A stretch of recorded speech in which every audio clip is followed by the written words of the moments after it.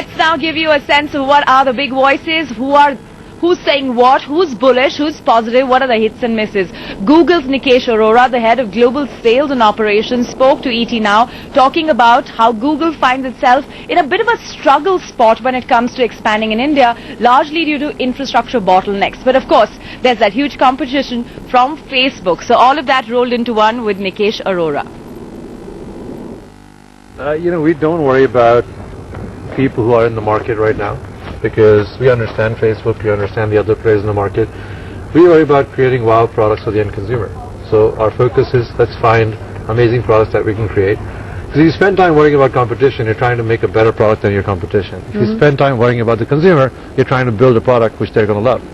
And that's been sort of the genesis of Google Search. We designed search when there was no search, or it wasn't done the way we did it. We designed Google Maps in a way that we thought was going to be interesting for the user. We have Android, which is a new operating system, we have Chrome. So all these products have been designed with the consumer in mind, not with competition. But even as you do that, and you have the consumer in mind, you always have to remember that the market is only this much, right? It might be expanding, but everybody else is going to try and get a piece of the pie. So where do you see Google headed in terms of shaping itself up as a player from where it is today, primarily a search player, and getting into some of the other elements here on? Well, I don't know if we're only just a search player. A few quarters ago we announced that we have a $2.5 billion run rate in display advertising. That makes us in the top 3 players in display. And display advertising, we were not a player 3 years ago. So we've taken our efforts, we bought DoubleClick, we have YouTube, we helped monetize certain properties on YouTube. We got into mobile advertising, we bought AdMob, now we have a $1 billion run rate in mobile advertising. Again, I think that makes us in the top 3 players in mobile advertising. So we believe we are targeting the advertising market. It is a $700 billion market in the world, and less than 10% is online, so there's a long way to go. So what do the next 5 years tell you? Is this advertising piece going to become larger, do you think? I hope so. I think the trend is our friend. All consumers are spending more and more time online. You guys are posting your videos online, so hopefully there'll be people wanting to advertise against that. And I think it's fair to say that people spend upwards of 25% of their time online, and close to about 10% of the advertising money is spent online. So I think there's a gap, and that 25% is running away. So hopefully that 10% will keep chasing it. Right. So there's advertising, and then there's this search story. But if you look at the social networking side of it, is Google trying to do a bigger push there? I mean, look at markets like India and China. They're just exploding with opportunity, aren't they? Yes, of course. I think it's fair to say that the web is becoming more social. That is, and to be fair, what we call social media today is a collection of applications which exist both in society as well as in the web. We've been emailing or messaging each other for a long time, whether it's SMSs or emails or writing letters. And now you do that on Facebook or on other social networking sites like Orkut with your friends. We've been sharing pictures online for a while. You've been sharing videos online for a while. So it's clear that more and more of the activities done in the internet space are getting to be more social. We have many products which are social. Gmail is our email, YouTube is videos that are shared. So there are components of the social part of the web that we have as well. I think our but is that where the aggressive focus will be in the next few years? Shelley, you have to understand, we've been in existence for 10 years. Yeah. And I don't think there is a company in the history of business that has gone from 0 to $30 billion in 10 years. So I think we've been reasonably aggressive, and hopefully we'll continue that aggression or that ambition in trying to drive both our top line as well as great consumer products. Even as you say that, it takes me to think about conglomerates as a as a concept. Yeah, when you say 0 to $30 billion, one has to think of the fact that sometimes when they do become so large, the numbers start telling a story. We don't think we're that large. Sometimes it's bigger than what even you had expected, for example, and therefore size becomes difficult to deal with.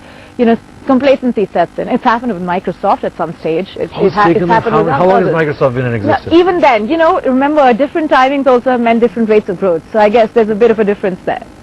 So in terms of keeping up with that, is it going to be a bit of a challenge in terms of incremental growth rates? Look, nobody said business is easy, right? It's always challenging to go out and build a business. And so far, we've tried different things. Allows us to be an innovative company. We've done a bunch of stuff in trying to drive our revenue growth. In 10 years, we've launched a search business. We bought YouTube. We made it the second largest search engine in the world. If now you believe there's a video on the web, you go to YouTube. We took maps. But right now you're counting the past glory. So what I'm asking Oh, you... well, I can't tell you future glory because I've got to wait for future glory to happen. No, so I that can only is tell you true. we have a track record, and our track record seems to be reasonably good. Okay, so you're already looking at things like Android. I mean, that's another Android, space. we're turning on 300,000 phones a day, one phone every 3 seconds. So, 2 years ago when I was in Davos, people were saying, oh, you guys are launching an operating system. How is that going to do? Apple has this phenomenal product called iPhone. What's going to happen? And today we're standing talking about, 300,000, that's great. What are you going to do for me now? So are you surprised with the success of Android thus far? We're delighted with the success of Android. We have a Chrome browser, which is used by over 100 million people. If you remember, there have been other browser companies in the past which don't exist anymore. And we've been able to go in that same space and build a browser which more and more people are using. In fact, India is one of the markets where we have the highest market share in our browser. So we have a Chrome operating system which we're talking about. Yeah. I can't tell you if this is going to be wonderful or not because we have to wait to see how it pans out. But hopefully in 2 years when we're talking, we'll be talking about the Chrome OS as Okay, well. what do the India and China markets spell for you at this stage? And, I think everybody's focusing on them, but they seem to be latching on technology by themselves rather than having too many players come in there and make too much of a noise or an effort. I think they're very different markets, both of them. I think China has shown tremendous amount of growth from the user perspective as well as from the perspective of people having access to internet and broadband.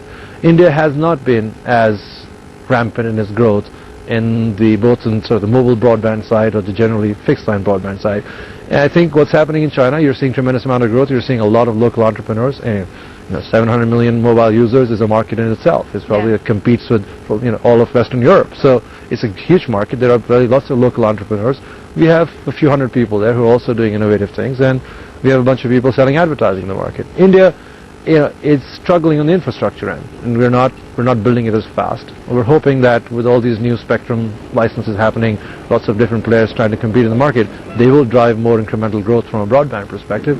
We have a reasonably good business in India. We like it. We'd like it to be bigger, but I think it's not for lack of our trying. It is for lack of having enough consumers using data services. So your priority emerging market still would remain China? No, I think, look, the good news is when to your point about when you become a large company, you actually have a lot more resources at your behest. So we can actually carry on multiple strategies around the world. We are as assertive about Brazil, Russia, India as we are about China. And, Africa is an interesting market. We're already there trying to figure out how we can spur the growth of broadband, how we can create awareness for the internet in that market too. With the various economic headwinds, how do you see the technology market doing? Both U.S. recovery seems to be, a weighted piece, but Europe is struggling and emerging markets a hotspot. That's right. I think the economic trends translate on the revenue side sometimes. And sometimes, like last year when you were in Davos, people were talking about the economic meltdown. At that point in time, you saw companies hold back. They became cautious. They weren't willing to spend as assertively until they realized the only way to get out of it was to grow their way out of it. So you saw a little bit of easing, stability, and companies started spending again in the Western world, even to some degree in the emerging markets. I think that sort of is what has happened, but there is a secular trend which is sort of stronger than the economic trend. The secular trend is there are more and more people going online and more people spending time online. So that trend to some degree overshadows for now the economic headwinds. Now, and as that trend continues to make things bigger, it will get buffeted by the economic headwinds, but hopefully by then there'll be tailwinds sooner. Okay, so in terms of Nikesh Arora's rise at Google, do you see yourself sticking around Google? So much being talked about, you being potentially poached by the Tatas? You shouldn't believe everything you read in a newspaper. Sometimes even we report them. I know, that's what I said. Don't believe everything you read in the newspaper. You should believe what people say as opposed to what is written. Look, I love what I do. In this conversation we talked about search, we talked about operating systems, we talked about advertising. There's a whole bunch of content we haven't talked about, Google News. Every day there's a new product being thought of at Google, and there's a new exciting challenge that gives it's intellectually phenomenally stimulating, and it's growing. When I started... We all love our jobs, but there are always opportunities that could be better, right? No, I don't think there's a better job out there. So what you're essentially saying is that you're not interested in the Tata job. I love my job. Is that what you're saying? That's what I'm saying. I love my job. Thanks so much for joining us. My pleasure. All right, this is Nikesh Arora giving you the big picture of Google and certainly admitting that he's not interested in the Tata job. At the same time, he goes on to say every 3 seconds an Android phone is being produced.